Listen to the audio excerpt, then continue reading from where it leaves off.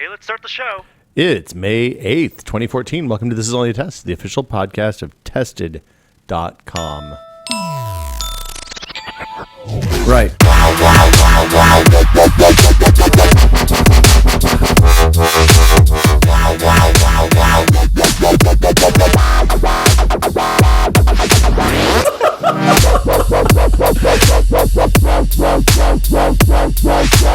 Look at that fucking squirrel on my bird feeder.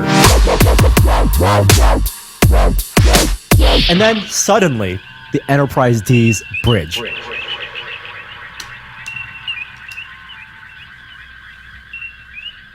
I'm Will Smith.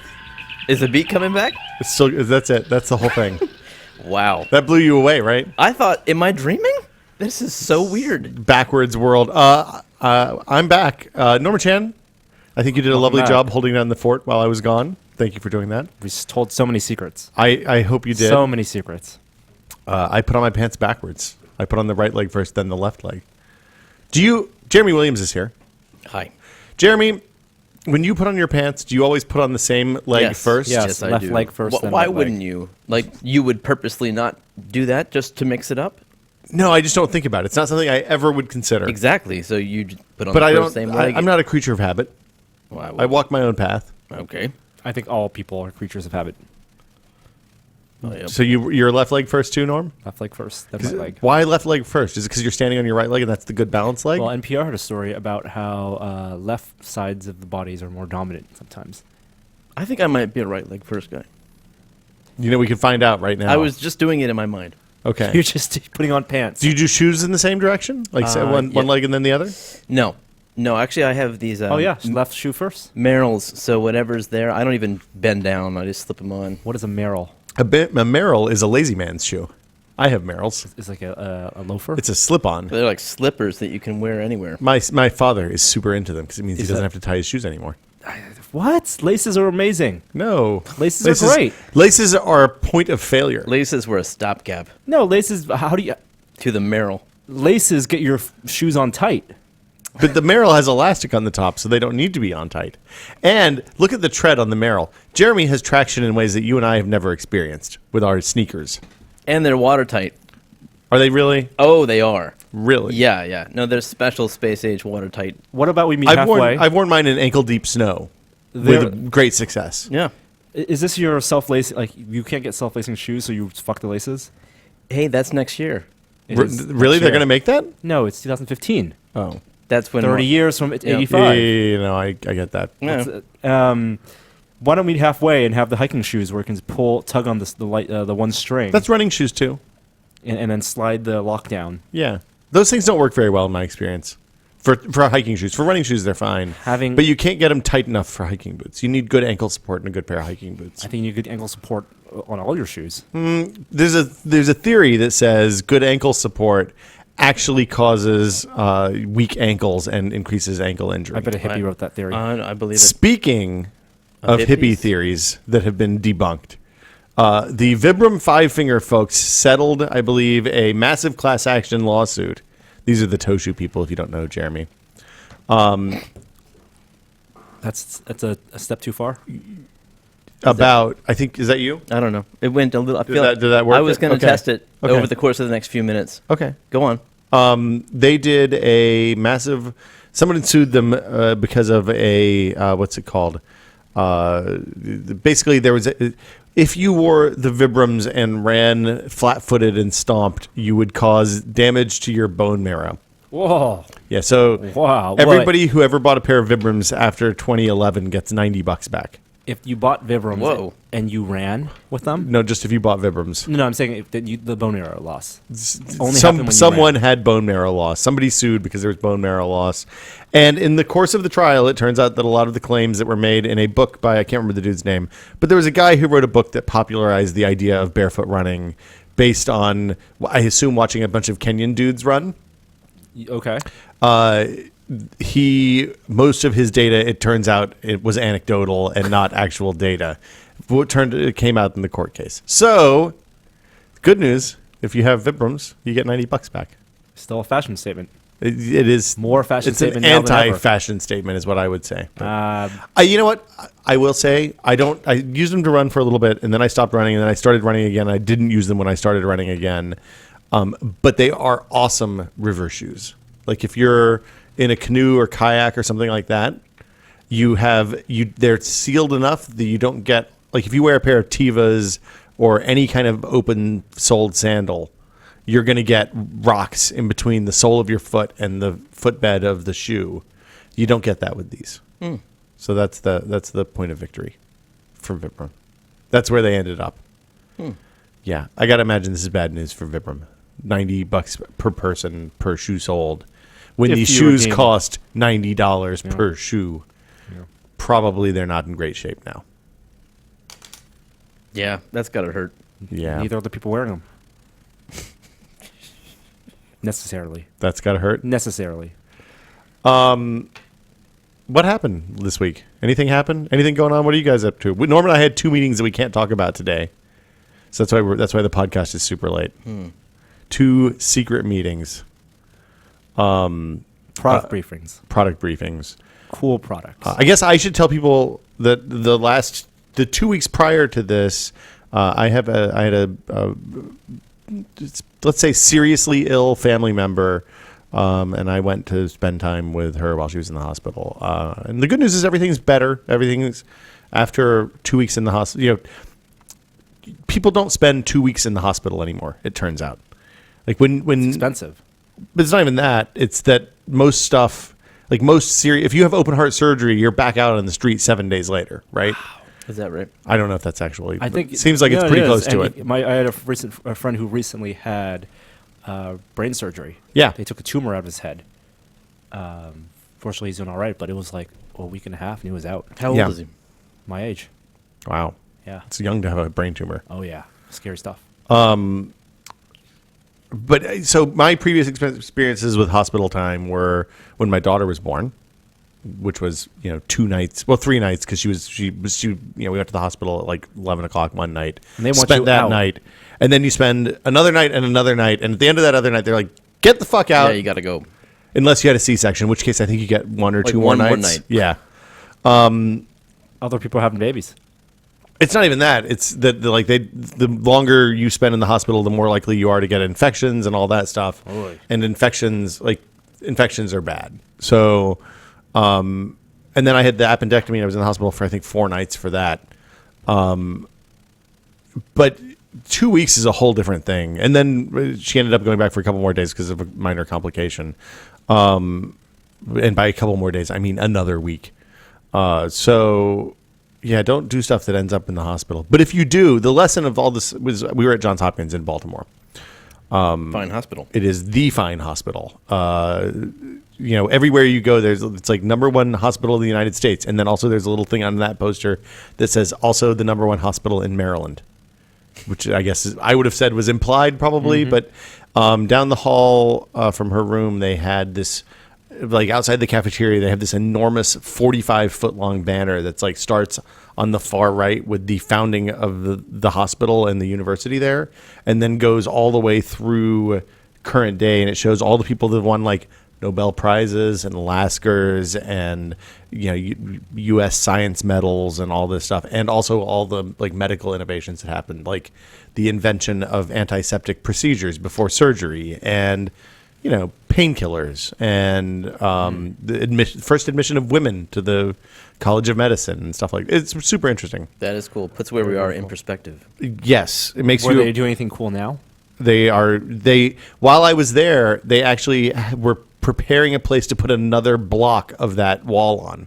Because the one that they have up now ends with 2014, and they're like, well, or 2012 or something. It's got to add some more space. More achievements.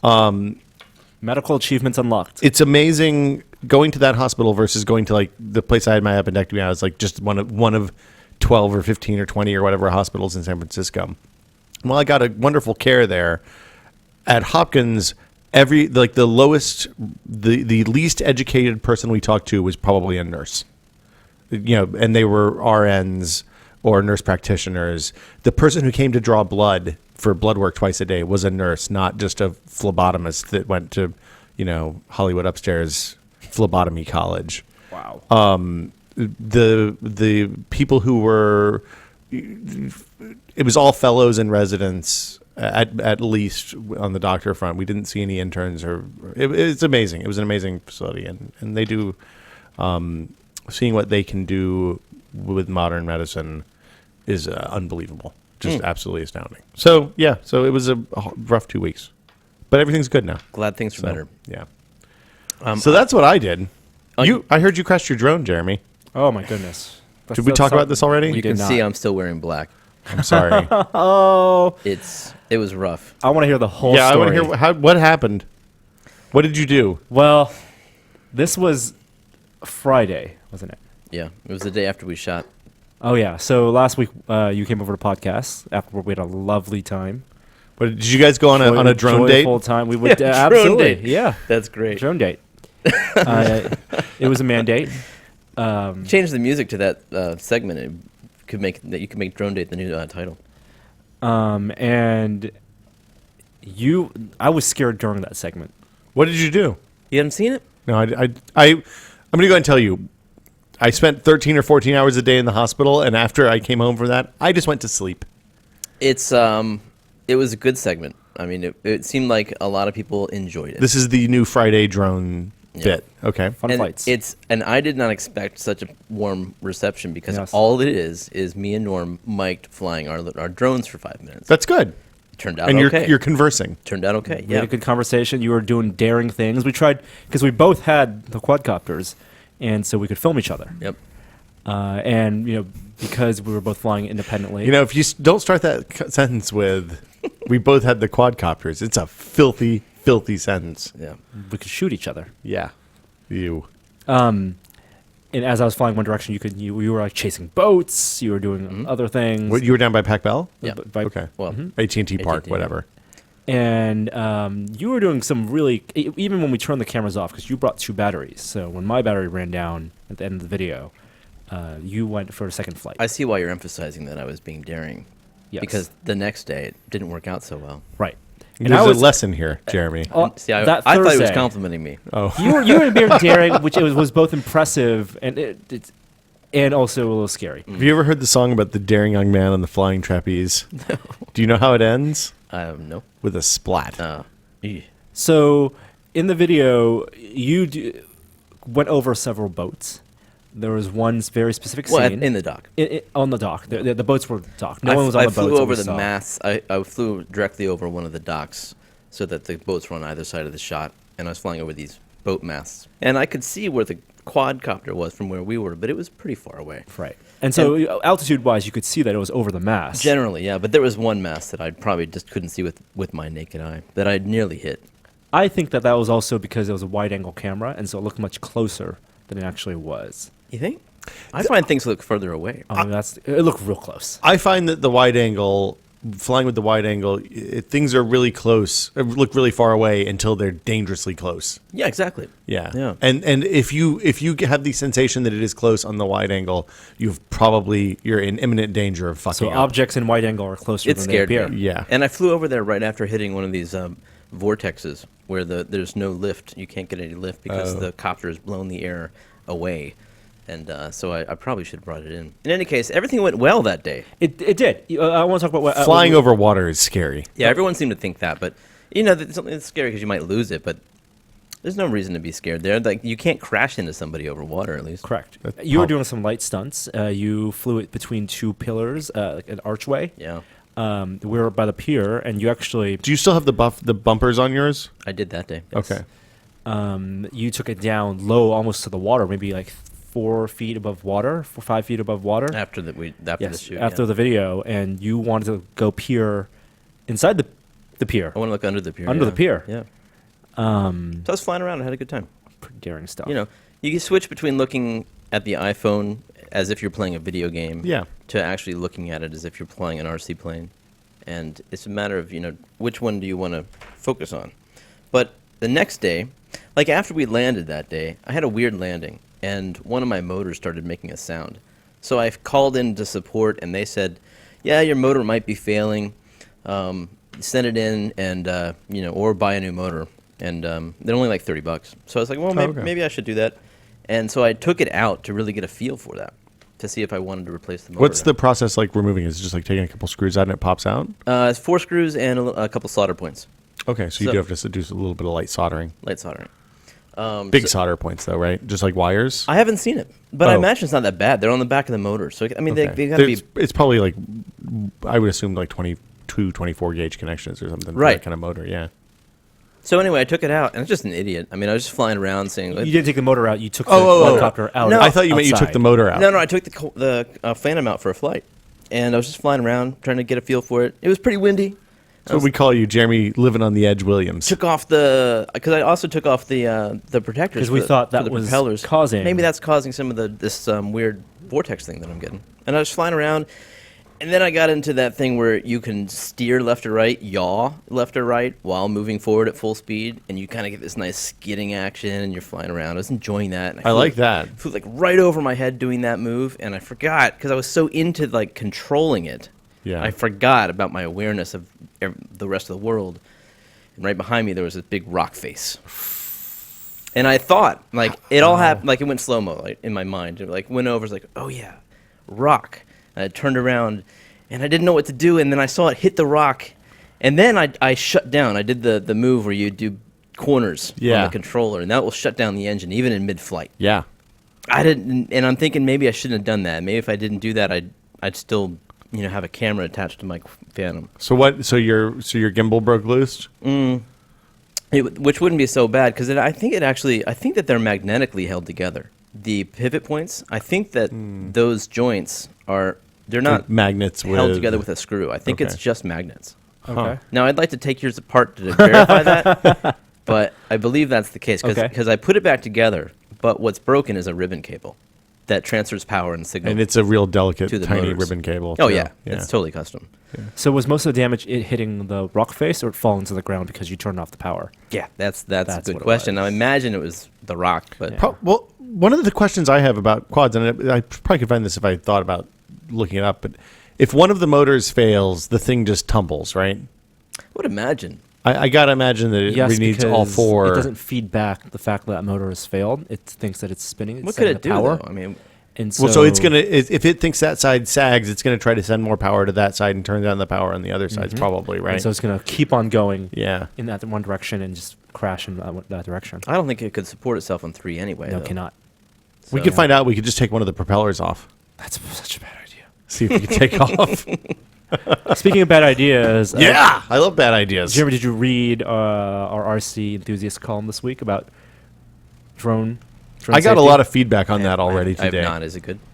You should read it. You of all people. I- While you're waiting for your Phantom to be repaired. I got it. This has should been read a about very best practices. depressing experience losing my Phantom. So, if you're interested in buying a Phantom, or if you just bought one because you watched our video, the review video, you should read these best practices and practical etiquette because that's a great picture, Jeremy, on your Thanks. kids, on your iPad. Anyway, you I- should read it because there are a lot of things that we did not know or that we've been doing and taking for granted that is not accepted in the for quadcopter community. Is this going to affect future shoots? Well, they're Those- community guidelines. Yeah. For example, it's always good and best practice that you should create an imaginary barrier between where your drone can fly and where you're standing. So So you don't accidentally so whack you never- yourself in you- the you face with a never- propeller? But you never imaginary planes should never fly it over your head Why not? Because you fly into a rock face. because you never know. Oh. You should always stand So and you're saying you see- should have a cone you in should- front of you that's the safe fly zone. or a line, Okay. a plane where it's going to be your quadcopter is only going to fly. What if behind you that like plane. corner the eye, and just check to see what was behind you? Well, that's why it's a plane. Yeah, it's not corner recommended. the eye. Yeah, do it in the car all the time. Not recommended for situational awareness. Okay, so let me give you another scenario, and you tell me if this is a good idea or a bad idea. Okay. You're driving your car. I'm sitting in the passenger seat with the quadcopter controls, and I put the quadcopter on the roof of the car. We launch it, and then you start driving, and I follow us in the quadcopter as we get on the freeway. That's a pretty bad idea. Why is that a bad idea? Which part? All of it. Okay. Also, we said in our video, and we were assured by the DJI representative that we talked to, that these motors, these brushless motors, they are powerful, but you're not going to get more than like a blood blister if you.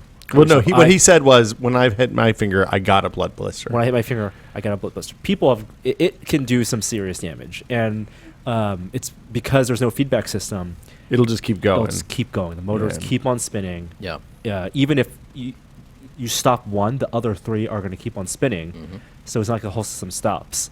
And the motors are really strong on these things. I'm like already thinking about all the close encounters I've had, and thinking about what a terrible thing it would have been if I. Well, you saw somebody crash into a building in St. Louis this week. Phantom 2 into a building in. Was there video? No, they abandoned it, I think. Oh well. One was found on the street here in San Francisco. Huh. The people brought it into their house, and then they realized they had brought in a surveillance drone into their house, and they removed the battery and put it on Craigslist. Yeah, so this was. That's really funny. Well, I don't think they sold it. I think they're looking for the owner. The funny part is like they realized they brought a surveillance drone. Yeah. Oops. whoa. Oh, Okay. Local news, thanks. Local news. Something's happening. Autoplay. In St. Louis, a drone, a DJI Phantom 2 crashed into the St. Louis Met building, I think. These things are fun, Met but Square building. we should not think of them as toys.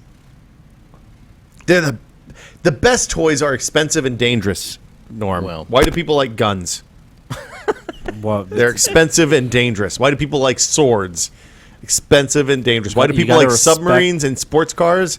Expensive and you dangerous. got to respect the quadcopter. And the biggest thing is that do. when flying by sight over the phone, over the app, Which is all you're allowed to do, according to the FAA. You have to have line of sight, and you have to be able to see the drone. Oh, I didn't know that. yeah. Is that true? That's what I was told.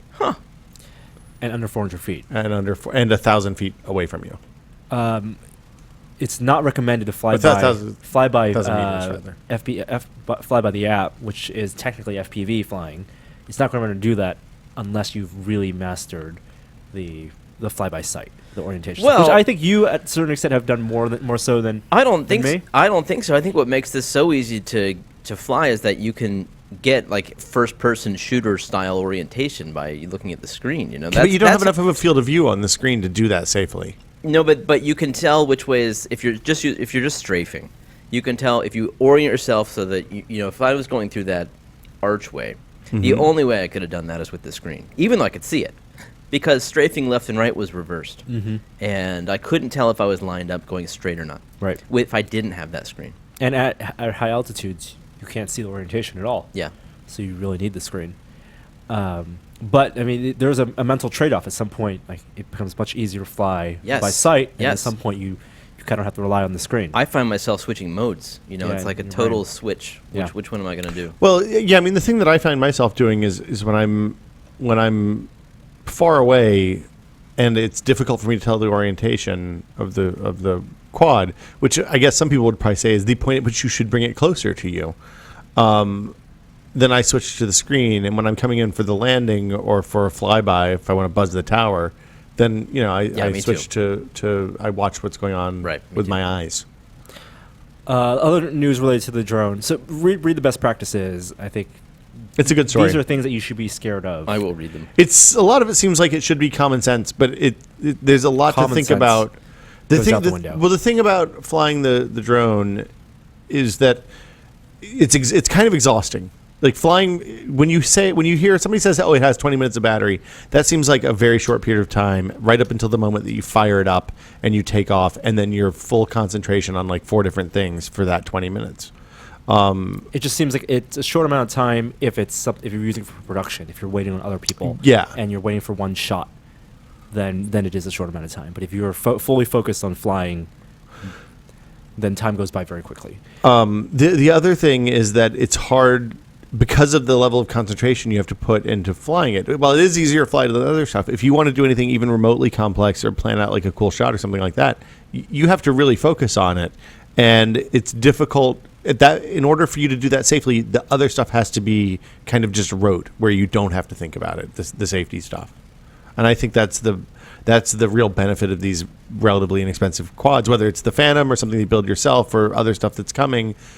Like the fact that you'll be able to get hours in without spending a whole shitload of money is going to make people who use these safer ultimately. Would you guys be in favor of a license requirement to fly these? No.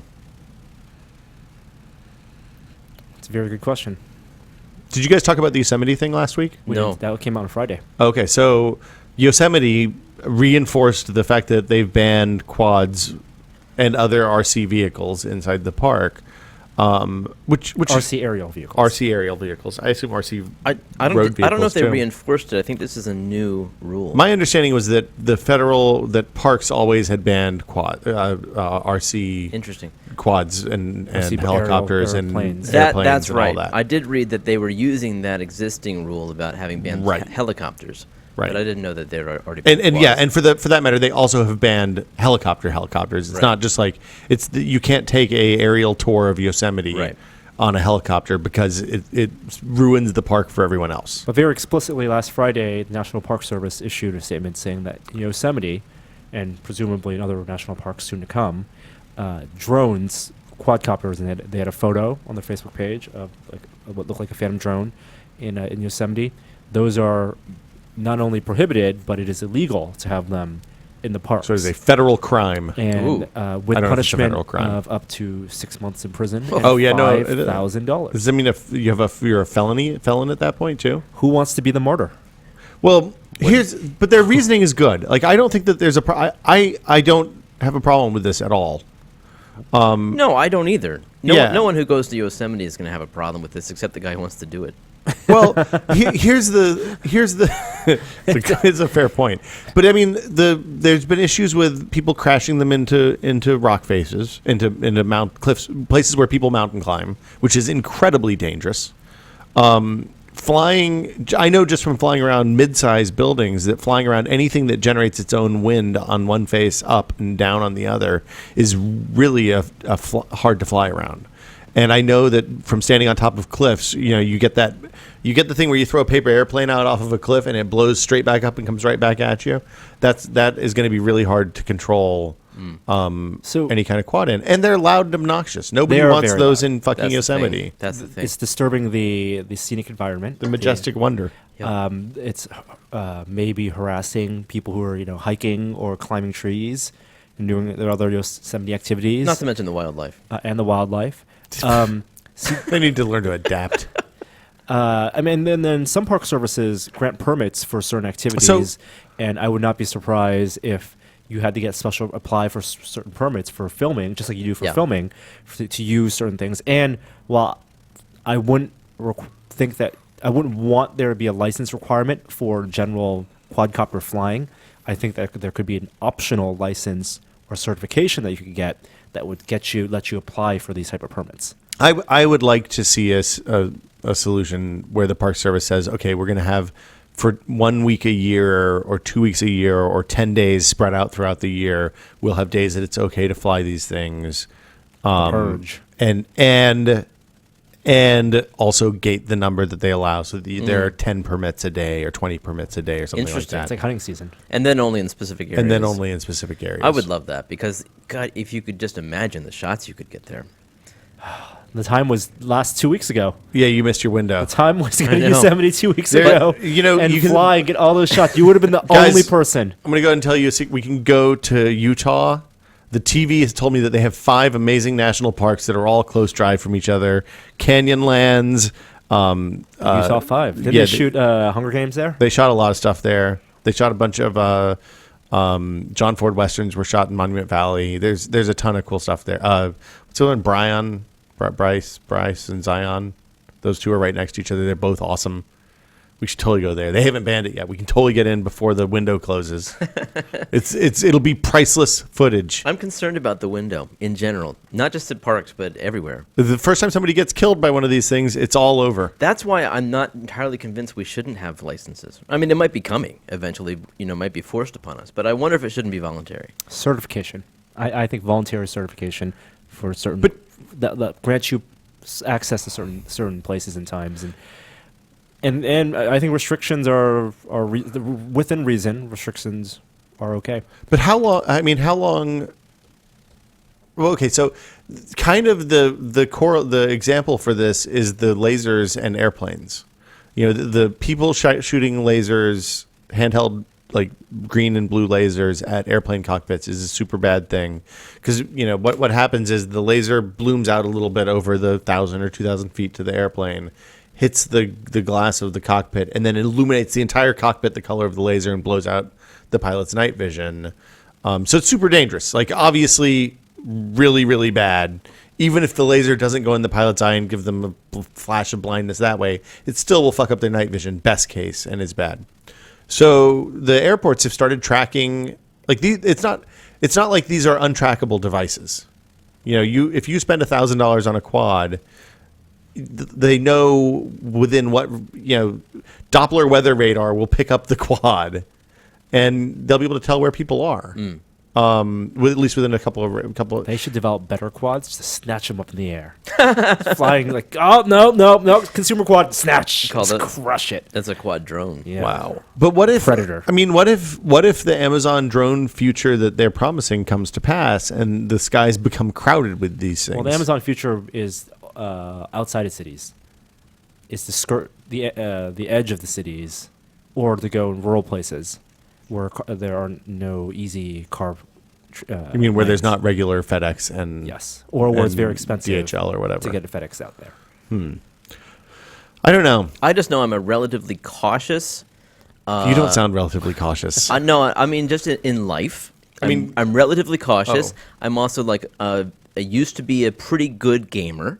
I've Yeah. got hand-eye coordination, and I'm just kind of I'm focused and deliberate, and I crashed, and it could have just as easily. It can happen to you. It could happen to anybody. So I'm just saying. Did you feel like you get mad with power when you get behind the wheel of that thing? Yes, Is that? it's liberating. It's exciting.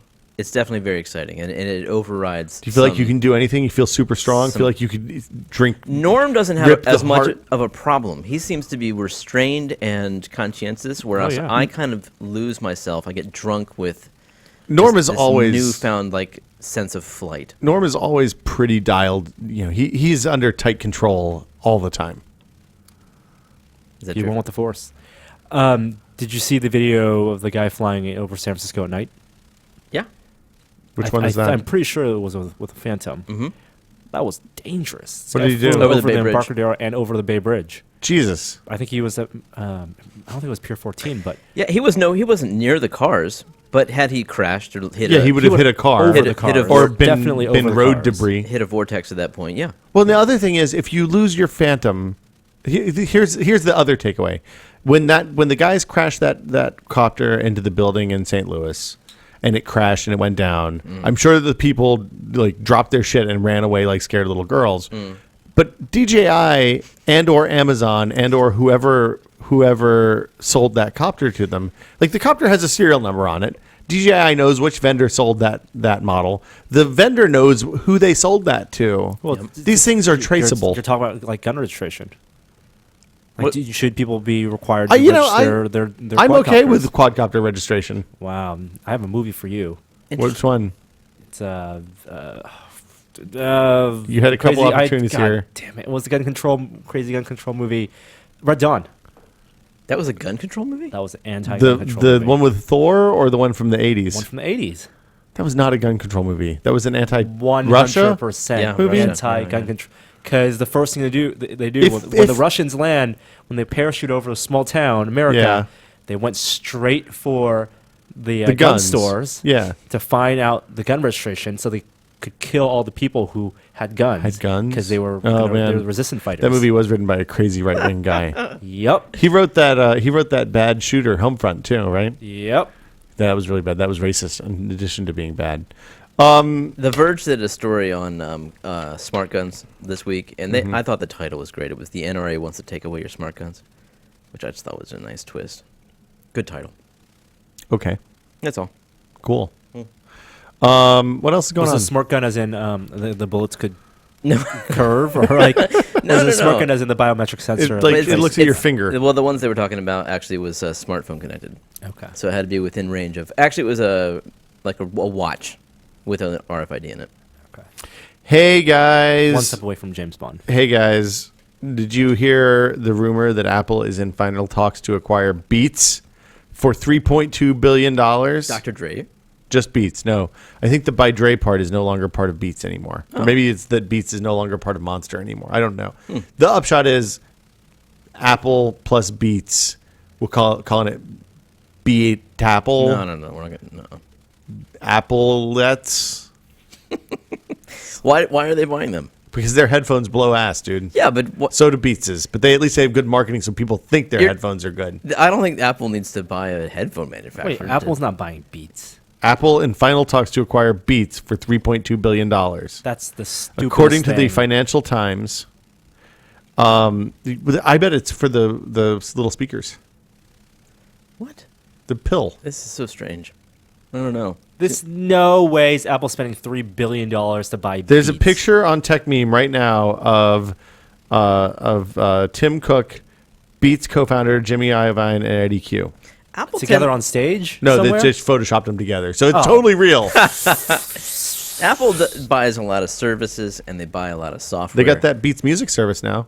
But maybe that's it then. Because No. I've never heard of Apple buying a hardware manufacturer. They bought like people who make silicon. They don't buy. Traditionally, they don't buy consumer goods manufacturers, Yeah. but they buy like chip vendors and good stuff point. like that. Good point. Apple buying Beats, it would be a stupid and terrible decision. The Apple Sapphire Glass rumor is super interesting, though, huh? Why? That they'll have a monopoly on it? I mean, that's no surprise. Apple, if you recall, Apple introduced the iPod Nano specifically so that they could drive cost of flash memory down as part of the 10-year plan for the iPhone. I mean, that's my theory. So why is it interesting about the Sapphire thing? Because they're doing the same thing all over again. Everybody's all surprised about it. It's just for more resilient glass, right? Well, much more scratch resistant. Yeah. Yeah. I don't know. It seems like a Sapphire gets a lot of press, and I don't really Have you taken your phone? See, you only keep phones for a year. This is the difference. No, I'm not. Like we're all in the same boat. But take your 6-month-old phone out into the bright light and look at how many dozens of tiny little scratches are on it. Yeah. Micro scratches. Yeah, micro scratches. That impacts how. That's why it doesn't feel new anymore. Okay. So, I think it's still usable. If you have a piece of glass that doesn't do that, isn't that better? How much more expensive it's going to be? I don't probably. That's probably no more I'm going to expensive. guess that it's going to cost exactly the same thing every other iPhone has cost at launch. Is that in Apple's interest to get people not to upgrade their phones? I think people are going to not upgrade their phones. I think people are So going it's to in upgrade people's. regardless, but they have a better sense. The cognitive dissonance of spending that money. Yeah. I they- spent some time in the real world over the last month with people that don't live in Northern California, Whoa. and Whoa. Listen to Will going I'm on to the know. real world. gonna go ahead and tell you, Whoa. I saw a lot of fucking iPhone 4s out there. I saw some 4Ss. I saw a lot of 5s. I saw a 3G. It was a dark time out there. People don't upgrade. I saw people that weren't using iOS 7. And I saw a bunch of like normal, decent sized Android phones. None of this Note nonsense, the Tab business. People use real phones out there. It's not all 5Ss. So market opportunity. My father fucking bought a Champagne 5S also. Great. I bought my dad a Champagne 5S. I don't think I could see somebody not Classy. running iOS 7 and not say something, even if they're a stranger. I took my mom's phone and I was like, I'm going to upgrade this for you. And she said, don't do that. I won't know how to use it. It is very true. Yeah, no, it would be scary. And I said, Yeah. my father figured out how to use it when he bought the Champagne 5S. Oh, man. And she said, that's not a nice thing to say that your father could. That's not nice on both fronts. And I was like, you know what? You're right. That wasn't nice on both fronts. I did not mean that as a compliment for either of you. Yeah, tech support for family members is always good.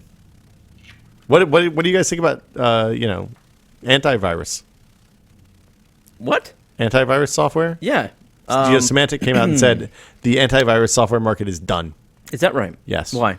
Because nobody needs antivirus software anymore. Why not? because the operating systems aren't insecure pieces of shit like they were in the Windows XP days. Really? Yes. Because Windows incorporates its own antivirus? It prevents you from downloading stuff that you should not be downloading. Yeah. Smart UAC. Interesting. Smart UAC. I mean, it has the Windows. I can't remember what they call it now, but it's what started as Windows antivirus. I think it's Windows Smart Secure or something like that now is what they call it. But I can't remember what it's called. Anyway, You know, John McAfee has released his own IM client. he's the crazy guy, right? Oh yeah. Yeah. If you haven't seen his how to uninstall McAfee antivirus video, Ooh. it's worth watching. He did how to uninstall a McAfee antivirus. McAfee yeah, like- antivirus is owned by Intel. Like now. 10 years after he sold it. He Yeah. like lives in Colombia. He's crazy. But maybe associated with some murders. yeah, he just released I think it's called like I forget what it's called. How's Sean Parker of him? It's totally encrypted. It goes through his own servers. Oh, goes to his servers. Yeah. Wonderful. Yeah. I trust him. He's not at all crazy. It has a name that's like it's not Jabber, but it's something like that. Is it based on Jabber? I don't think so. Oh. McAfee instant messaging. Yeah. Did you? Mim's the word. Here is. Have we talked? Did you talk about the FCC thing last week? No. No, we didn't touch that. Oh my God! So the FCC. That's a big deal. That is a big deal. The FCC basically recanted its position of the last 4 years or so, 5 years on network neutrality for the internet. What was its position before? Its position before was that network neutrality is the law of the land for, which means that all packets are treated equal. No one can buy preferred access, yada yada, And for wired networks. Obama, in part, campaigned on that. Yes, Obama said, "I believe in the internet as it is." They released a memo several weeks ago. Now, maybe last week, or the week before, and said that Verizon and ISP were allowed to charge companies for a fast lane that privileged their data.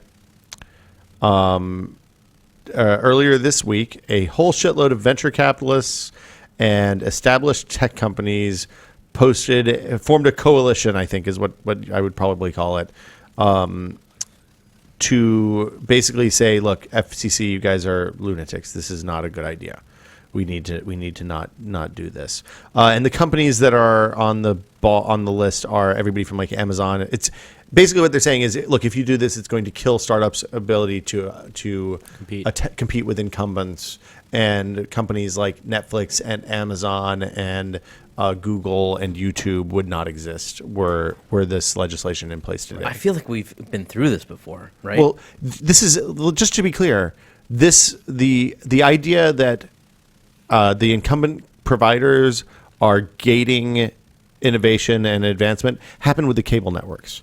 Like the new channels, the only way you could launch a new cable TV channel is if you had the support of Comcast, Time Warner, one of the big cable providers, because otherwise nobody's going to fucking see it. And that's exactly what the removal of network neutrality would mean for websites.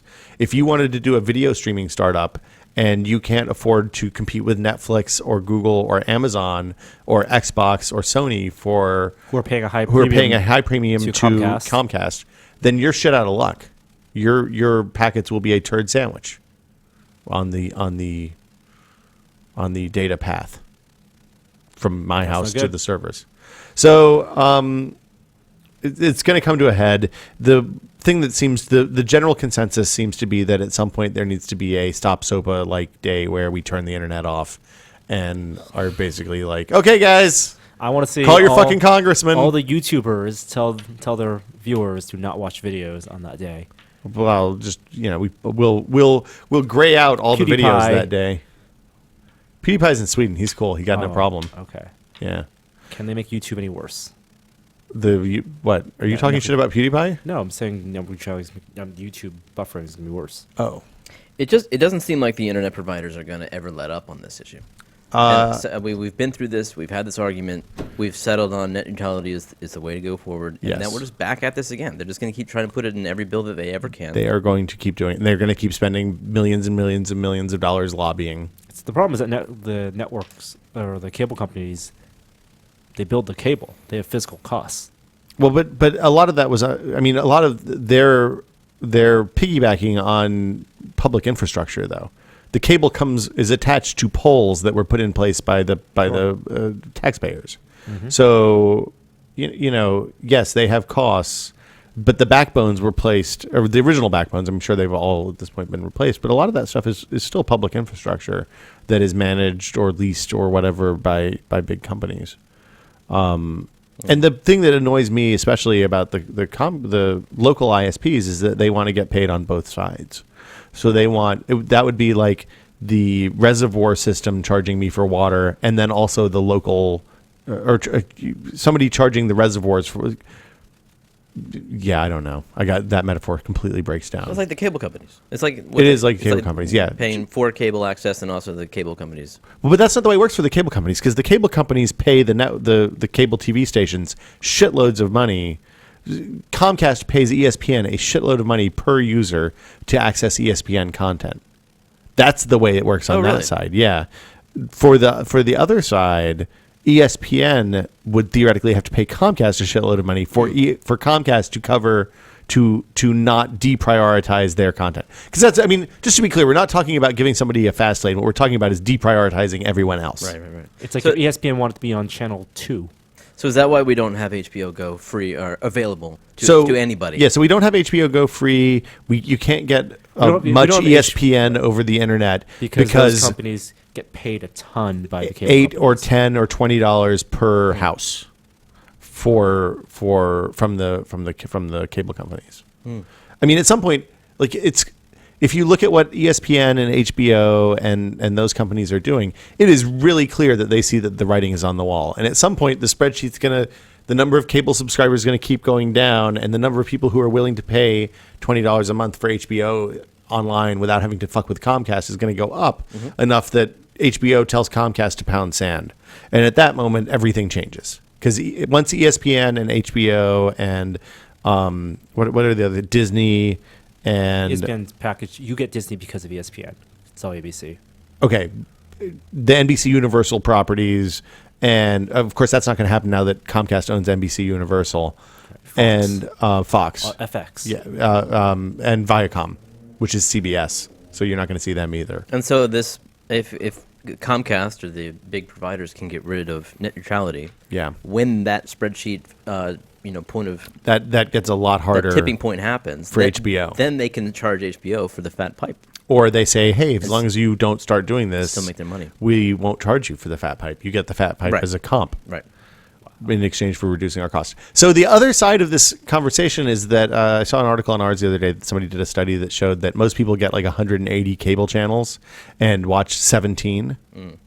How many channels do you watch, Jeremy? Who watches 17 cable channels? Do you watch 17 channels? No, maybe 6. I watched 3. I looked. That seems like a lot of people watch a lot of TV. HBO, You don't have Comedy to list them. Central, MSNBC, I think if you filter out AMC. the FX. olds, Yeah. then that There you number go. goes from 17 down to 6. I haven't had cable TV in 7 years. Do you miss it? Not a day. Do you know get what to you're watch missing? HBO or do you just wait until that stuff's available, or do you pirate somebody's HBO Go subscription? I used to, and then that went dead. So now I just get it on DVD. You know, $5 a month. I know somebody who can hook you up. Oh, I'll I think that's talk to you later. that's also a problem. The What? borrowing of the Netflix and the HBO Why? subscription. I don't have. If they sold it, I wouldn't have a problem with it. If you could go out and buy HBO, if Jeremy could go pay $20 a month to HBO for HBO Go, It's true. I'd buy it. He would buy it. Might as well just download it from BitTorrent. It's effectively the same thing. There's a threat. There's a risk level with BitTorrent that Oh. doesn't exist from Okay. from just sharing Okay. the codes. Jeremy is my long lost son. Didn't you know that? He used to live in my household. There was a while there where there were articles about how HBO didn't care that people were sharing the codes, that they were okay with it. Well, the code just meant there would be subscribers. Has More eyeballs just meant more subscribers. has HBO Go survived Sunday nights lately? What does that mean? The first couple of weeks of the Game of Thrones, of the new season of Game of Thrones, it just fucking didn't work on Sunday nights. What? HBO Go, First. the Oh, premiere okay, you and mean the like second the week, infrastructure. the has infrastructure. HBO. Yes, I think demand has dropped off since the since the season premiere. Okay. Yes. Yes, it has stabilized. Yeah. Well, I think what happened was everybody realized that if they're on the West Coast, they could watch it 2 hours earlier On the East Coast because it pops up after the East Coast is up. Yeah. Anything else on the news front? It's like I'm kind of out of the news loop, just because I wasn't on the internet for 2 weeks.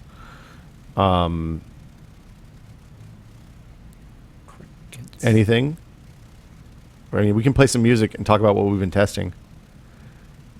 I'm 100% sure something has happened. Newsworthy. Something newsworthy has happened in the past 7 days. Didn't that we haven't talked about. Didn't Uber? Isn't there an Uber thing? Oh yeah, they're opening up in London. No, I thought there was an Google thing. Oh. Google's just letting Uber tap into like lane-based Waze maps. lane information. Oh, that changed, right? The new Google Maps has lane navigation, so it tells you to get in the right lane, so you're on the right side 2 miles in advance. Is that how it works? I don't think I've gotten the update yet for iOS. What the fuck? I'm still reeling from this stupid Apple Beats rumor. John McAfee's product is called Chatter, by the way. I feel like that already existed. A Chatter. He bought it. Apparently. Oh, yeah. It was from. It was a Salesforce thing, wasn't it? It says the in-transfer team developed it. I don't know who that is. Go figure. Did you hear about the what was the Unreal Tournament?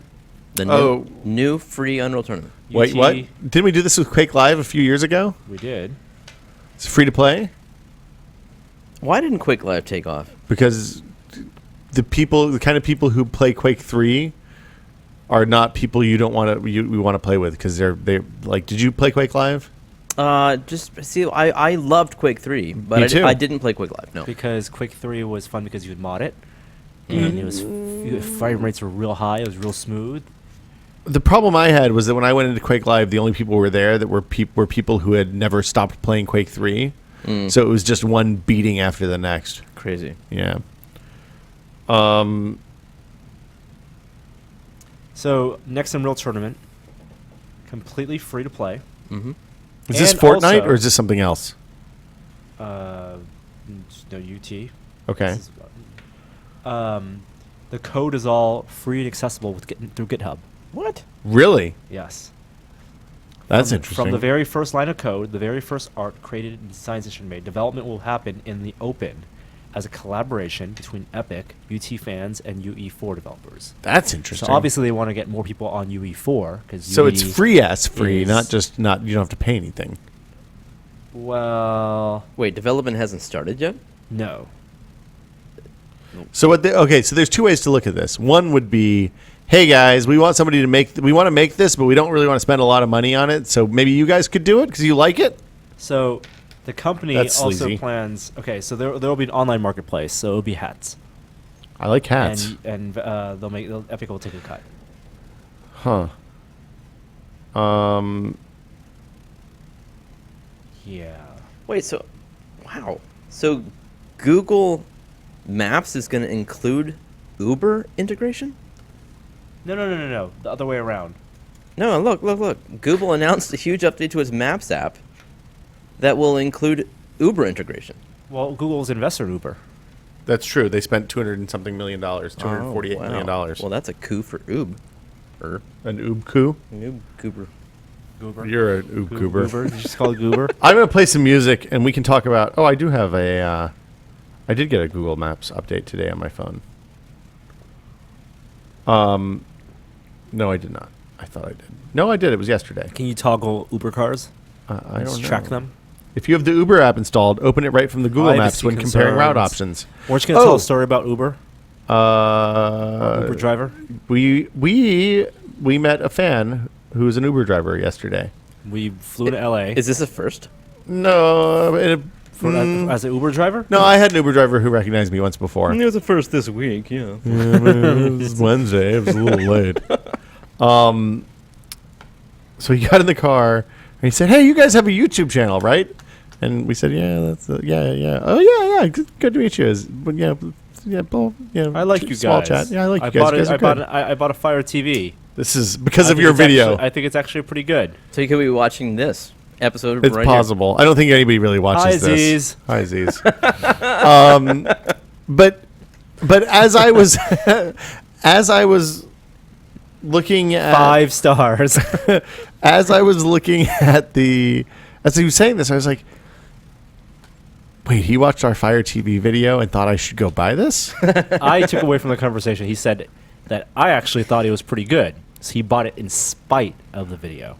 Yeah, I need to go back and rewatch that video. Maybe our intent wasn't made clear enough No, in I that think video. I think the intent was clear, but he bought it anyway. Maybe he has an Apple TV too, so maybe he's just a dude who likes having shit hooked up to his TV. The Uber drivers are classy dudes. Yeah, exactly. So They're with it. it was a good car. The Google Maps update does cool stuff because I used it. I realized something happened yesterday when I was using it, and I didn't realize what had changed. But now when you put in the map, it gives you also flight time. Like if you say I want to drive from San Francisco to San Diego, it also gives you public like bus routes, train routes, and airplane routes. So it'll be like you can drive for 10 hours or you could fly for an hour. That's impressive. Yeah, and I assume that Uber is also part of that. Yep. So, yeah, there we go. That's it. I'm not talking about news anymore. We don't have any more news to talk about. We are woefully underprepared. I'm going to play some music, and then we're going to talk about what we've been testing. I'm sure there's more news. Well, then we can do more news after the what we've been testing segment.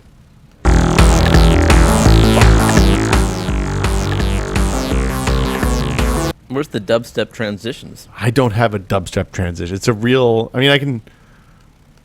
There you go. Mix it, remix. Bo, bo, bo, bo, bo, bo. Boom, boom, boom, boom. I'm trying to think if I tested anything while I was gone. I flew the drone some the weekend before I left, unexpectedly. That was fun. I took a lot of videos of the area around my neighborhood. I got a privacy screen for my laptop. That's pretty cool. Because I sat next to, on the flight out to DC, the guy I sat next to just was reading my laptop the entire time. You still flying that drone? And Every day, you know it. What? Call back to, I was thinking of the Bodie, the Keanu Reeves movie, Point Break. Point Break. When at the end of the movie, he goes, "You still surfing?" He says, "Keanu Reeves, every day." Did that movie invent the bro? Yeah. Did the bro exist before Point Break? Popularized the bro. What's a privacy thing? Is it like a polarized thing? Yeah, so check it out. You can't see my screen. Yeah, no, you're right. Black. Still can't see it. And Black. I would say I'm 45 degrees off. It looks 60, black. it's a 60-degree window. It's reducing the functionality of what people normally think is a benefit to the And screen. does it look the same to you, Will? Looks With and without? It is it's like the difference between looking between a polarized lens versus a not polarized So lens. you would not do image editing on that. I would not do image editing if I was concerned about color accuracy, but I'm using a MacBook Air, so I probably wouldn't do that anyway. That's the correct answer. Yeah. Wow, it is pitch black. Yeah. You don't know. It looks like you're My using computer could be off. It's an I'm IKEA just sitting here laptop. working on a dumb, broken laptop. IKEA laptop. It was $25, and it sticks on with little gluey stuff. $25 is expensive. I thought it was pretty expensive, but it was the top-rated one on Really Amazon, expensive. and the wire cutter didn't have a recommendation, so I just went with whatever the top-rated one on Amazon was. It's a 3M. It's pretty good. Good. If you fly an airplanes a lot, you don't want to see people. You don't want to let people know you're watching porn. There I you would go. not use this. The thing For color accuracy, I would not watch porn on my. Yeah, MacBook you don't Air. want porn on here. The neat thing about this one, and the reason I think it's expensive, is because it has two sides. One's matte with a little bit wider field of view, a matte surface. One is shiny with a narrower field of view. I stuck with the shiny one because I'm not offended by shiny laptop displays. Glossy. Yeah, but if you want a matte laptop display, this would be a way to get a matte laptop display. Still can't see it. Nope, it's off. Oh my god! And yet, when you look at it straight on, It looks pretty good, right? it looks very shimmery. It's like there's a little bit I of a am window. at most You're off 20 axis. degrees off axis from it, and half the screen is unlegible. Well, yeah, you have to be right in front of it. Ah, it's weird. I don't like it. Can you point it over here, please? I can't because I'm out of cord. I think. All right. But hold on. There you go. Yep. Best podcast ever. Yeah, this is amazing. No, I see it. I bet you guys are glad I'm back. There you go. It looks like a good solution. It solved your problem. The Pebble Steel finally came. I ordered that like 2 months ago. There you go. You gonna be doing a test on that? It's on my wrist right now. Wow. No one noticed. It's No one noticed. it's I think it's 4.2. I think that means it's 420. Nope. Or It's 4 o'clock. 4:02. 4:02. So, That is a really ugly watch. it's much better than the old one. That's really ugly. You want to see it? Yes. Would you like to fondle the watch? It does a better job. I already like it better than I like the last of the smartwatches I tested, which was that Meta Watch from TI. Well, the Meta Watch that was so bad we didn't even do a video. Nothing. Zero coverage. Yeah. I already. Will, this could have been interest you. Okay. Oh, This it's not so bad. Yeah, it's pretty good on screen. It's on actually your hand. pretty. And is that on all the time? Yeah, so I think it's e-paper. The screen, it's on all the time. When you waggle your wrist, then the backlight comes on, so at nighttime you can see it. Nice. Yeah, you can also hit the button on the top left. There goes the It light. just came on. Like if you have your hand down at your side and you lift it up, it just turns on. I would wear this next to my analog watch. That's real meta and weird. I was impressed because it came with both the leather strap and a metal bracelet. I thought that was leather nice. strap, it looks much better. The leather strap was the better looking of the two. It's genuine Corinthian leather. Is that what it says? No, it's genuine leather. Oh, I wish it just saying. said genuine Corinthian Corinthian leather. leather would be really awesome and dumb. What have you been testing? What have you been into, Norm? I got to play Mario Kart 8. Where did you play Mario Kart 8? Can you I say? cannot say, but it was brought to my house, and it's amazing. It's amazing. I might buy a Wii When U was the last for Mario it. Kart you played?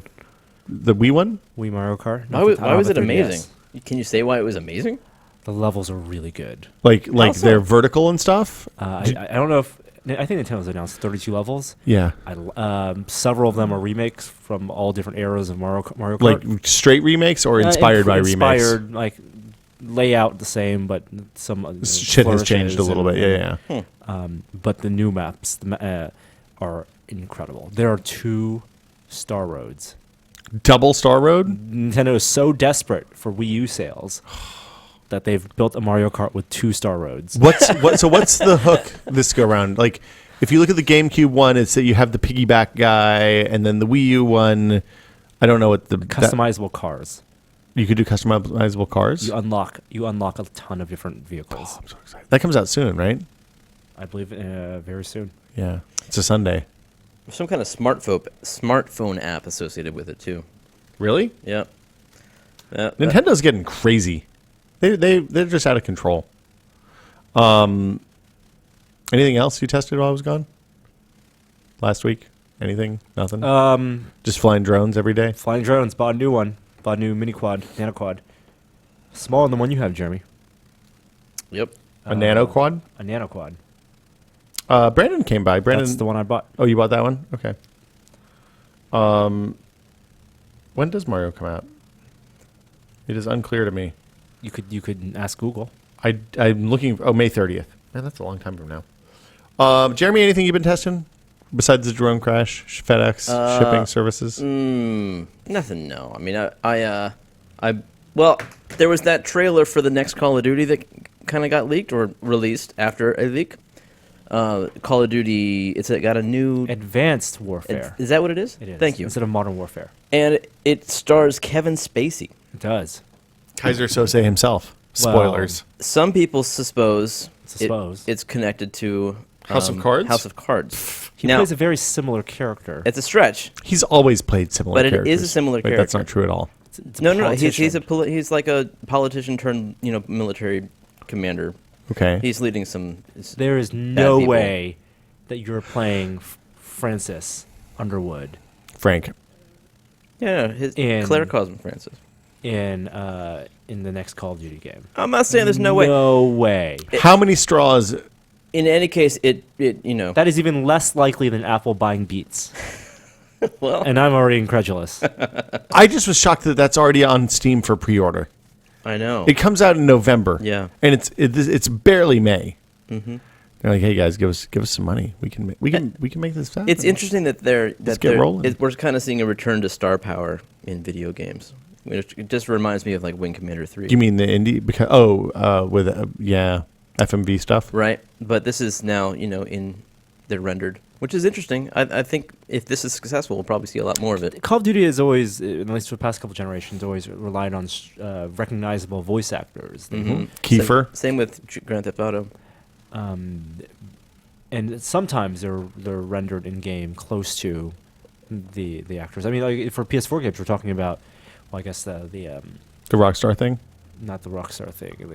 What was the Ellen Page game? Oh, Beyond Two Souls. Right, that was modeled after her. And Willem Dafoe.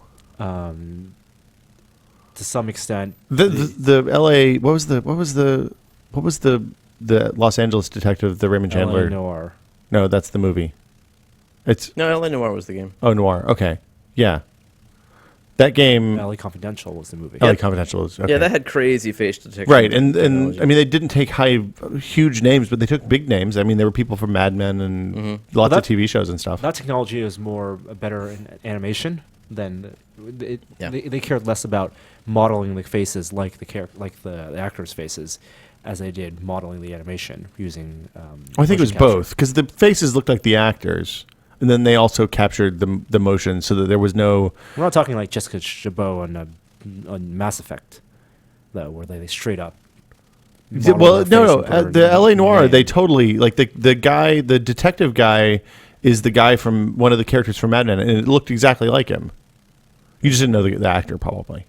Character actors. Yeah, Because kind of. all the dialogue was 3D scanned. Yeah, essentially. like they got super up close with them with a shitload of cameras around them and put dots on their faces and like tracked their faces and captured and then applied that mesh to a model. You did something else interesting. I don't know, man. I've just been soldering the hell out of some game. Oh, are you assembling frames? Game frame stuff. Norm, have you gone over to help yet? Not yet. Has not been invited. Oh, Jeremy needs I got to get to a develop point where it's like process. there's some clear. I got to do a lot of soldering first. okay. You're working through the sequence of events. Pretty much. Okay. Yep. I did watch an interesting YouTube documentary about Super Smash. Really? You guys seen this at all? The Nintendo franchise, the Smash Brothers thing. Yeah, is it about the GameCube version? Oh, It's Super about- Smash Brothers. Okay. Yeah. It's about a never heard anyone community call it of Super Smash. competitive players. I thought you didn't like Super Smash Brothers. I played it at your house. Yeah, you came over and were like, "What the fuck is this? This is terrible. We should do something else." And again, It's a game that sells Nintendo hardware. And I guess they're making another one. Yeah, it's But coming out soon. It's because there's this following, and I guess this group of people, there's an international group of people who play this game competitively who think that it's better than any other fighting game, and they can tell you why. And it's an intriguing documentary. I recommend watching it. So the thing, our friend Ryan Davis had a theory about Smash Brothers and Mario Kart, which was that the one that you love the most is the one that you play the first. Like that first taste is the sweetest. So the first Mario Kart I played was SNES Mario Kart. I have deep love for SNES Mario Kart. I also love N64 Mario Kart. It was the very first Mario Kart. Yes. But GameCube Mario Kart, the DS Mario Kart, great. But that was because it had a lot of SNES Mario Kart tracks. I'm interested to see what they do with the next one. Yep. I want them to make a new Diddy Kong Racing. That was always my game. On the N64. Rare. I know. An early rare title. The thing that did was the same thing that the 3DS version of Mario Kart did. You had air, land, and sea vehicles, which was fun. Diddy Kong was a real easy game to break, though. Oh, was it? Yeah, you could, if you had the right setup, you could just basically run over everything. Like own race after race. It was a little broken. But that was the day before patching. The days before patching. Okay, I think that's it. Did you watch Jack Bauer? Jeremy Williams? No. Can we talk about Jack Bauer? Oh, you can talk the hell out of Jack. Okay, I'm going to play some music. Let's take a question or two, and then we'll talk about Jack Bauer. Emails? Well, but we do the other one. Emails. Because we don't do emails, we do... Emails? No. Questions? Boom. If you have a question for This Is Only a Test, the email address is podcast@tested.com. Please keep your questions short and concise, and if we like them, we will read them on air. Apologies for the wide range in volumes today, by the way. My soundboard software updated, and all of my presets got jacked up, so they're not... I didn't realize until it was too late to fix, so I'll fix it before next week's episode. And probably if you're listening to this, you won't even know that it happened, because I'll fix it in post. Chris asks, my wife and I got married just over 3 months ago. We're both nerds. We both ourselves allowed one, he calls it a blow purchase. I don't know what that means. With our wedding money, and I went and bought an original in good condition Megazord from the first Power Rangers TV show. I'm 28 years old. I still look at it every day and think about how cool it is. What stuff would you like from your childhood that you don't have? Reclaim. Are you sure it was a question for this podcast, not the other podcast? I think it applies to either. Okay. Norm? Reclaiming your childhood. Reclaiming your childhood. It's a good thing to do if you want to reclaim your childhood, is to make a list of all the toys that you remember That you loved. and keep saved eBay searches for these toys. Did your parents not keep your toys? I manually threw them up. Oh, you got rid of them? Yeah, to take up space. You manually threw them out. Manually. Wow. I willingly. Your mom said, "Hey, see, I can't I even. didn't have a robot do it at all. I can't even imagine. Like, I would have never thrown out toys. If I loved something, it's probably still in the barn at my parents' house. Well, we didn't have barns here in San Francisco. Well, that's true. You have limited space here.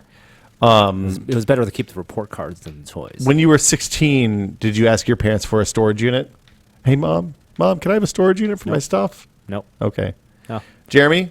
My mom would just have yard sales, and I think I would keep the money Yeah. from my stuff. You but weren't running around the yard, so you're like, no. you sometimes, like most of the time, I don't remember even being there. So she would just sort of sell my Transformers. She'd send you off to camp and then sell shit that you loved? That is ice cold. Sorry, I didn't mean to bring up sad childhood memories. I don't know what I would do though. I've always wanted to put together a computer museum. That's what I would call it, where I just have like a row of the old computers that I used to play, Like the Jeremy Williams Computer like Museum. the PC Junior and like a 486, and like I have a Roland MT32. What was a PC Junior? Was like an 8088 with no cache or something? Isn't that right? I have no idea what the processor was. It was like a 4 megahertz machine. It was Yeah. wasn't fast. Pre 286 though, right? Yeah, I think so. Yeah. It was like IBM AT Yeah. successor. It had 16 colors. It was what the Tandy emulated, and then it did a 3-voice sound, which was impressive. Wow. But it was like what King's Quest was made to demonstrate. Yeah. Anyway, I would probably put that together. I'd probably put together old PC stuff. I think there's reclaiming your childhood and buying the stuff that you had that you no longer have, Or And the there's stuff that also you buying- didn't have buying the but stuff- wanted. all the stuff that you saw in magazines Yeah. and ads, all that Franklin Mint stuff. Really? Oh yeah, Franklin Mint's 3D Star Trek chess set. Guess who has one? You bought one? Fuck yeah, I bought one. How much was it? Like $125. All right. One day. Franklin, it's 24 karat It's gold. the kind of thing you can hand down to your kids, Norm. 3D chess set. Star Trek Um, official license, limited edition. And just remember, if you have more than one kid, then you have to get two because they both have to have one. It's the family heirloom, It's a game they can play it together. but only until a certain time. Anyway, I always wanted one of the AT-ATs, the Kenner, the AT-ATs. My parents got me the Ewok Village the year that I asked for the AT-AT because the Ewok Village they thought was cooler because it was bigger and a playset. so And I was like, Mom, Ewok Villages are lame as shit. what you should do is deprive your children of the stuff that's easy to get. So later on, when they reclaim their childhood, they spare them the expense, and they're not buying rare toys. Well, how are you not a parent, Norm? Yeah, really. It You're a only makes genius. sense. It only makes sense. Hey, by the way, they're making a new Power Rangers live action movie. I don't doubt that one bit. Announced May 7th. You know that Joey used to be a Power Ranger.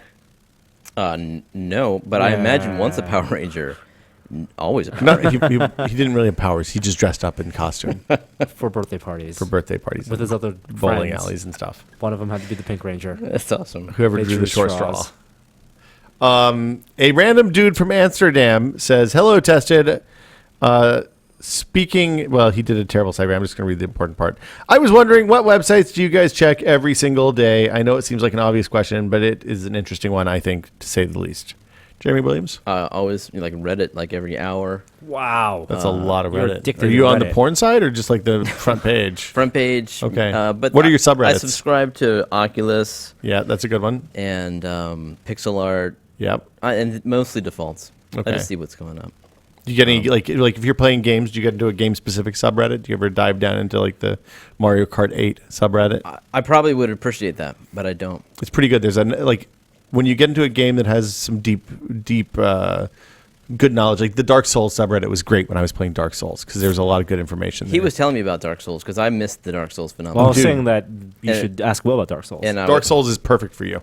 Well, it turns out it's a hard game. It is a hard I'm not game. sure if I have the patience for that. It is not. It demands precision. You know what I want to play is this new one. Hack slash. No, it's like is it Child of Child of Child of Light. Light. Child of Light?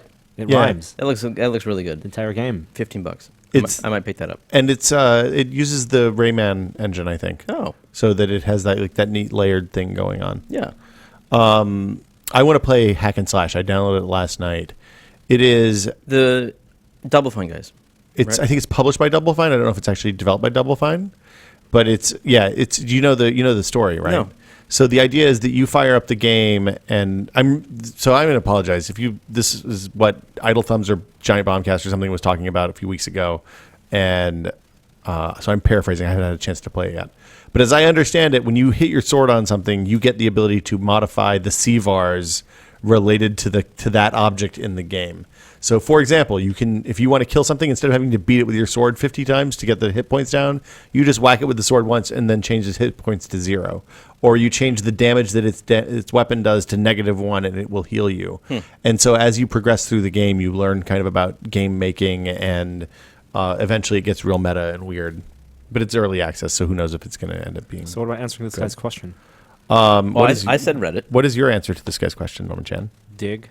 You read still Dig? use Dig? Dig is awesome. New Dig is pretty good. New Dig is I'm there now and then. awesome. But I don't. Every morning. It's totally different than what it used to be. which is great. That's a which good is thing. what I like about it. Yeah. I love it. Now come on. It Every- used to be Reddit. Yes, and I don't need that because there's Reddit now. But what it has become, I love. The What do stories you they like pick. about it, Norm? They choose great stories. Is it still full of scary neocons? No, Okay. great stories, interesting stories. Yeah. I otherwise would not. It helps me discover new websites. That's interesting. Yeah, I'm not there enough these days. I was going to say Reddit, probably. Sorry. I don't go every who's not on hour. Reddit? Well, you know. I read. I have a regular cycle of like Ars Technica, It's not and like I- Laughing Squid, and Boing Boing, and Right. and that kind Is of it stuff. a cycle? I just keep one browser window with 5 11 tabs that I can hit 11 reload tabs all. Yeah. open, and when my browser crashes, I know exactly the order of those tabs spatially.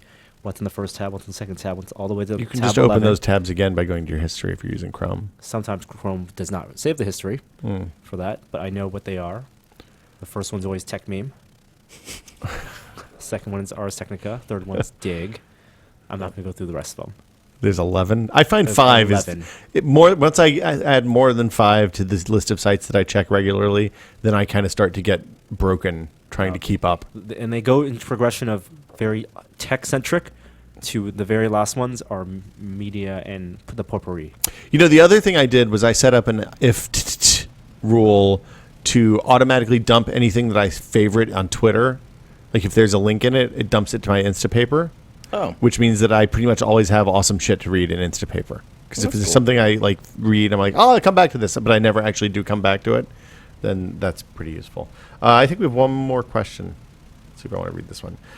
This comes from Michael in Edmonton. He says, "Hey guys, I currently have an iPhone 4S, and see, I told you They're out there. they're out there, and have begun decorating my apartment by having 4x6, I assume inches, 4x6s printed. They look great from a distance, but as soon as you get within 3 feet of the picture, the quality gets blurry. Is this a trade among all phone cameras, or are there upcoming phones that would produce higher quality prints? My phone contract is up in November, and the only thing that would get me to buy a new phone is noticeably higher quality prints. The only phone I can find to fit this requirement is the Nokia Lumia 1020, but it looks tacky. Anything I should look out for? Thanks, Michael in Edmonton." This seems like a photography question for Norman Chen. Don't use your smartphone for serious photography. And by serious photography, you mean anything you would want to print? Anything you'd want to print. No. Well, no, or anything. The best camera is the one you have on you. And I have some incredible large-scale iPhone prints that I got from Kinko's. You know, that were just... I think that's fine. And I mean, if you see these things and I say they're shot on an iPhone 4, you say, what? I'm telling you, it's possible. You just I think it's possible. You got to have the I right like- light. yes, light matters. Daytime shots. Yes. help. Not a lot of motion. The power of the sun helps tremendously. Power of the sun. I would suggest asking, look around on the internet for some example iPhone 5S shots and print them out. See how they look. How about that? You can go to Flickr. Go to Flickr. Yep. You can search by the camera that you want to see, the phone that you want to see. You can? Yeah, Whoa. you used to be able to. They changed Flickr a few weeks ago. You might not be able to Gotta anymore. be a meta tag, I would think. But yeah, you used to be able to search by camera type, and yeah, there you go.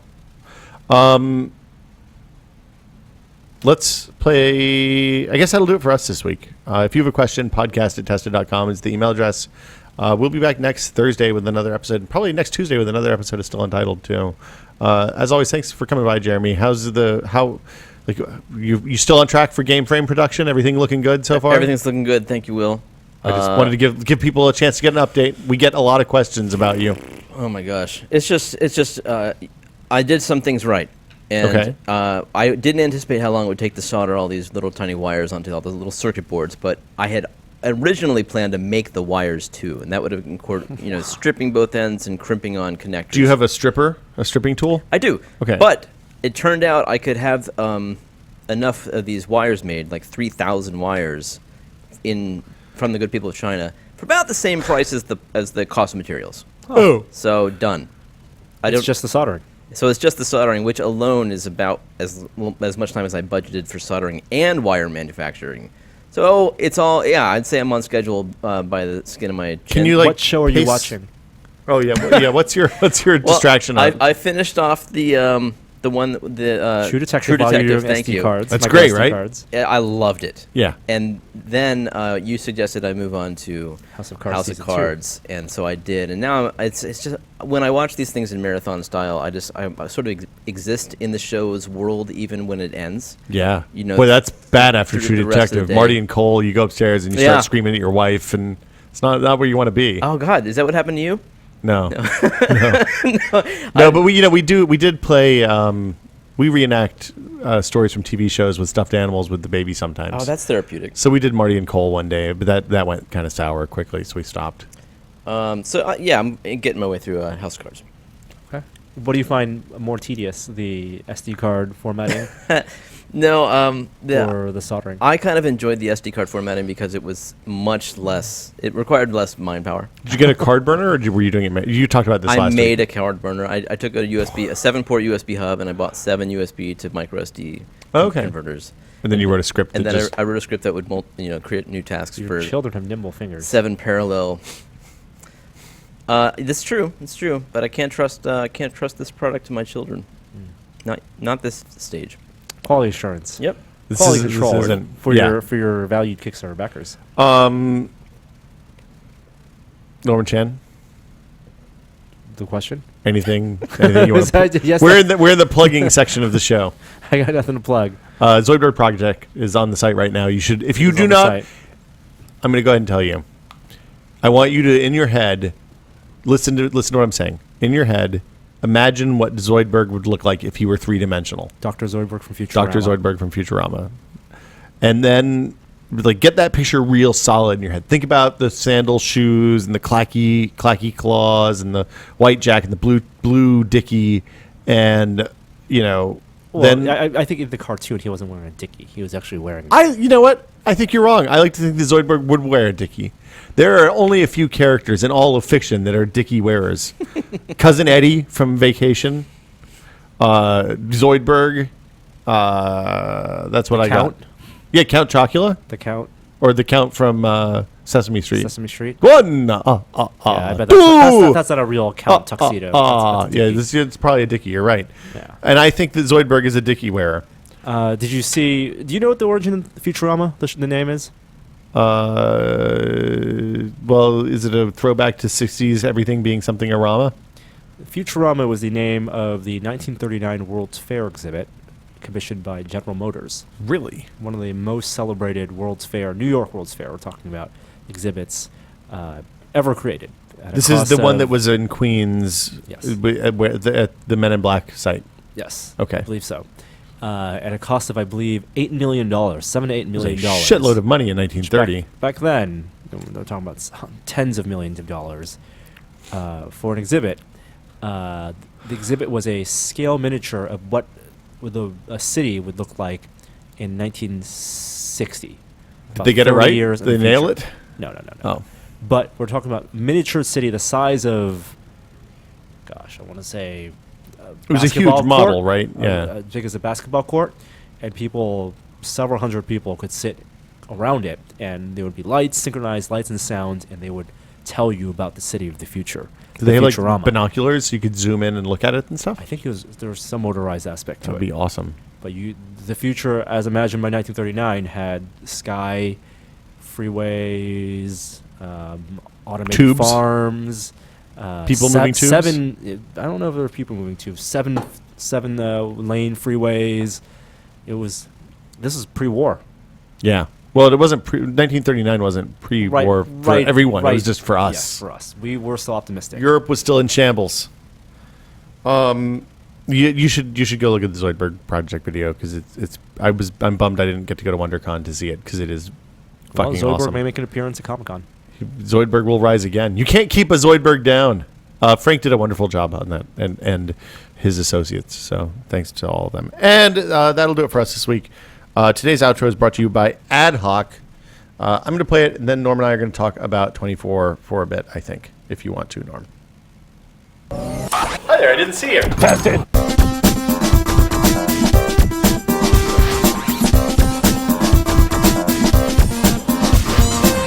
Yeah, you have like a 3-inch something, right? It's a big 8-inch. 8-inch. That is a lot of... Test it. That was Dave Snyder's fault. That wasn't me. 24 returned. It's back. We talked about 24 on this podcast, or maybe our last podcast, a lot. Wow. It's everything I wanted from a 24. Meaning, The 24 show coming back. what meaning did you want from a 24 show? I Intrigue? But at the time of this podcast recording, only 2 of the 12 promised hours of 24 That's true. have aired on Fox. 24 was a cultural phenomenon which debuted in 2001, I believe. It's been 4 years since it's been off the air. Did it start post 9/11? It started before 9/11. Wow. Yes. Just a few months before 9/11. So it was right on the cusp of the counterterrorism Wow. fear and or terrorism fear. Perfectly poised. And the show is terrible. As a whole, 24 as a whole, it went on for too long. There were 2 seasons that were pretty good. It got really derivative. Super dumb. The Unbelievable. The characters are just derivatives of each other, but I love it anyway. 24 turns me into Cartman from South Park, A neocon? where Jack Bauer is my Mel Gibson, Wow. where he is. It's ridiculous. And the first 2 episodes had everything you needed from 24. You had Jack Bauer Doing something he wasn't supposed to do. being tortured, Yep. killing some people. I don't think he Yeah. killed those people. I think he just maimed them. There was some killing. I guess so. Raiding fighting some gangs. There's hacking. He said, "Damn it." They didn't open any ports. He got surveillance help. That's true. Yeah. He went against he did something that he needed to do without telling the other people the whole story. He's a good character. You know what he didn't do though was the quiet question and then the loud question. He did. He repeated. Really? It. He did it. Oh, I missed that. Yes. That's my favorite part. Do you guys like the visual window pane style of the show? Yes. The reason to watch the show is that it is an achievement in logistics and writing. It's a puzzle. It is amazing how the puzzle. Like I watch Survivor because I like the puzzles. I like the challenges that they assemble. I think that is a super fascinating job and is really interesting and is typically on that show they seem to have budget and actually do those challenges are set up not to be difficult for the people but so that they control who has a better chance of winning, right?